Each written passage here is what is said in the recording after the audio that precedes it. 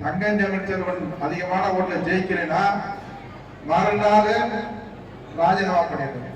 மந்திரி ராஜினாமா பண்ணுவேன், மாவட்ட செயலாளர். ஏன்னா ஒரு நன்றி உலக பதவியில போட்டீங்க. இன்னைக்கு 350 வாகனங்கள் கேவலப்படுத்திட்டாங்க. இருக்க பொறுப்பாளர் என்ன அறிவு இருக்க சகோதரிகளை கூட்டிட்டு வந்திருக்கலாம். யார் உட்கார்ந்துருக்கணும்? ஒரு சகோதரிகள் நெருப்பிட்டு கேவலம் கட்சி ஒரு இயக்கம் நடத்துறதுன்னா என்ன அர்த்தம்? ஏற்கனவே தமிழ்நாட்டுல கடைசி இடத்துல இந்த ஜோலவந்தா இருக்கு. எம்எல்ஏ ஜெயிச்சாலும் இன்னைக்கு எல்லா மாதிரி பண்ணா கூட இந்த தொகுதியை ஜெயிக்கிறதே நம்ம உணர்வு இருக்குமே, மானகட்டத்தனமா உணர்வே இல்லாம எதுக்காக இத்தனை நாள் இருந்து கோர்ட் போறீங்க?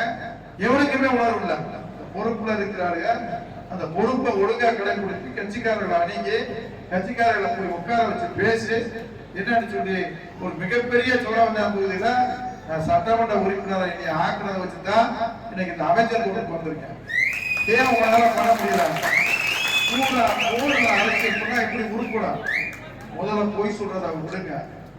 பொய் சொல்றதை விட்டுட்டு உண்மையா பாருங்க. பார்க்க முடியலையா? உதவி